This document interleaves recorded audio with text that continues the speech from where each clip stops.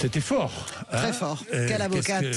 Françoise. Elle n'a commis aucune erreur, je pense, dans sa prise de parole depuis le début, depuis le procès. Elle ne commet aucune erreur. Elle est droite.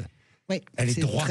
C'est une femme exceptionnelle. Exceptionnelle, hein, Maître Zavarro. Il n'y a que des femmes exceptionnelles dans ce procès. Gisèle Pellicot et l'avocate de Dominique Pellicot. Non, mais c'est vrai. Hein, c'est vrai, Françoise. C'est très puissant, très puissant. Les femmes sont exceptionnelles dans ce procès. Vraiment. Bien, ça soulève aussi le problème du consentement. Mais j'en parlerai tout à l'heure avec Yael Braun-Pivet, qui est présidente de l'Assemblée nationale, puisque nous verrons si la loi va changer ou pas, et si elle souhaite que la loi change. Les jours se suivent et se ressemblent sur le front de la censure. Là, nous parlons de politique, Françoise, avec des positions de plus en plus illisibles. Que se passe-t-il? Nous ne comprenons plus rien. Ça s'appelle des nœuds dans la tête, hein, vous savez. Alors là, plus ça avance, on est dans le précipité, et plus les nœuds sont lourds, et je ne sais pas comment on va les défaire façon Coluche. Alors on commence d'abord par la gauche, qui se divise déjà très violemment sur la proposition de loi irréelle de LFI sur l'apologie du terrorisme, une stratégie de LFI à laquelle nous sommes habitués désormais, mais cette fois qui ébrèche vraiment un peu plus encore le nouveau Front populaire. Rarement on a lu des réactions aussi virulentes, même du très calme Olivier Faure, qui habituellement temporise. Là, ce week-end, Olivier Faure, il était déchaîné, il a tapé comme un sourd sur LFI. Et puis, il y a cette censure à venir. Et là, le Parti Socialiste retombe depuis quelques jours dans ce qui a toujours fait son charme, une sorte de cote mal taillée entre toutes les sensibilités et un discours, disons, quasiment illisible, de la part notamment de Boris Vallaud, le patron du groupe socialiste. Je n'ai pas très bien compris quelle était sa position. Alors, on censurerait, sauf si rien n'est clair ni dans le sauf ni dans la censure. Ça fait furieusement penser, vous savez, Jean-Jacques Pierre Moscovici, qui nous avait expliqué quand il était ministre de l'économie de François Hollande que la hausse des impôts en fait était en baisse. Il y avait une baisse de la hausse. Bon, là, on est dans le langage socialiste, parce que derrière ces phrases un peu obscures, je vous explique pourquoi.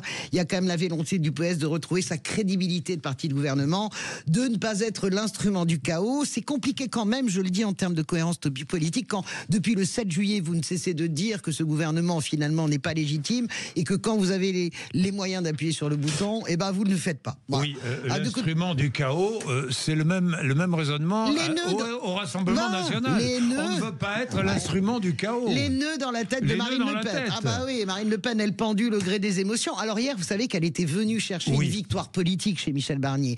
Elle avait besoin de pouvoir sortir et de dire j'ai obtenu ça et ça. 3 milliards par exemple sur la taxe de l'électricité. Eh ben elle est tombée face à Michel Barnier totalement inflexible. C'est un dur, Michel Barnier, sous ses airs de bon père tranquille. Il a l'habitude il a négocié le Brexit. Oui, il a négocié beaucoup. Mais là, Marine Le Pen était totalement désappointée. On a vu sa tête quand elle est sortie. Elle pensait vraiment qu'il y avait un côté retire-moi ou je fais un malheur. Et je pense que Michel Barnier était dans une logique fais-le ton malheur. Voilà. Je pense qu'il y a un côté absolument comme ça.